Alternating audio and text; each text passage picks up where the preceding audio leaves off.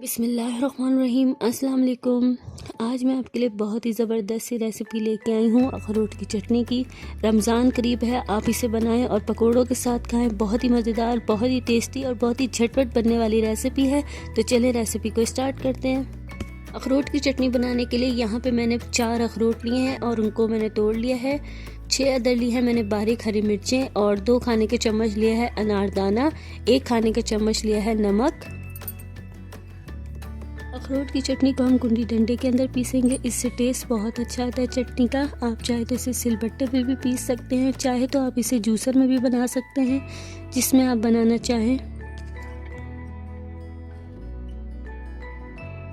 अखरोट की चटनी के तमाम स्पाइसेस मैंने कुंडी में शामिल कर दिए थे। अब मैं कुंडी डंडे की मदद से इसको अच्छे से पीस लूँगी और मैंने इसको तब तक पीसना है जब तक कि अच्छे से एक पेस्ट ना बन जाए, क्योंकि अनारदाना जो है बिल्कुल हमें पिसा हुआ चाहिए इस चटनी में।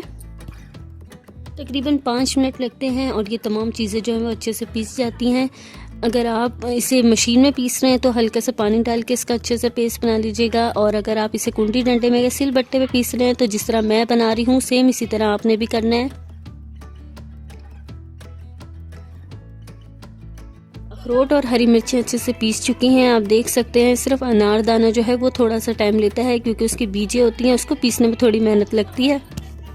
रमज़ान करीब है और बहुत ही ज़बरदस्त सी रेसिपी मैं आपके लिए लेके आई हूँ अखरोट की चटनी की। आपने इसे रमज़ान में ज़रूर ट्राई करना है और पकोड़ों के साथ खाना है और मुझे बताना भी है, और साथ ही साथ वीडियो को लाइक भी करना है और चैनल को सब्सक्राइब भी करना है। तो तकरीबन 5 मिनट लगे हैं मुझे इसको पीसने में। आप देख सकते हैं तमाम जो चीज़ें हैं वो अच्छे से पीस चुकी हैं और इनका एक अच्छा सा पेस्ट बन चुका है। अब मैं इसमें दही शामिल करूंगी, 2 खाने के चम्मच। तो यहाँ पे मैंने नेस्ले का दही लिया है, आप कोई भी ले सकते हैं। अब मैं दही शामिल कर रही हूँ 2 खाने के चम्मच। अगर आप ज़्यादा तादाद में बनाना चाहते हैं तो आप इसकी क्वांटिटी बढ़ा सकते हैं। दही शामिल करने के बाद दोबारा से पेस्ट के साथ अच्छे से दही को मैं मिक्स कर लूँगी।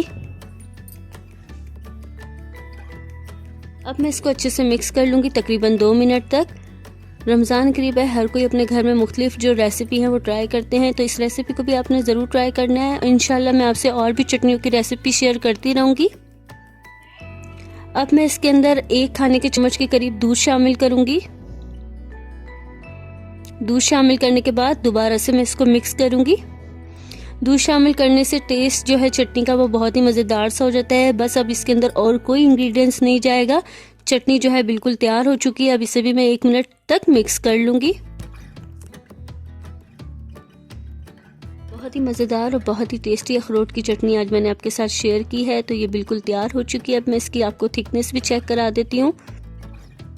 तो आपने भी इसकी थिकनेस इतनी ही रखनी है, तभी पकोड़ों के साथ खाने का आपको मज़ा आएगा। चटनी बिल्कुल तैयार हो चुकी थी। अब मैं इसको एक बाउल के अंदर निकाल लूँगी।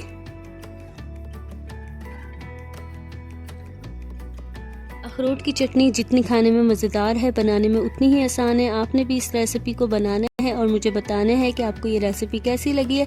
आप इसे पकोड़ों के साथ खाएं, समोसों के साथ खाएं, आप इसे कबाब के साथ भी खा सकते हैं।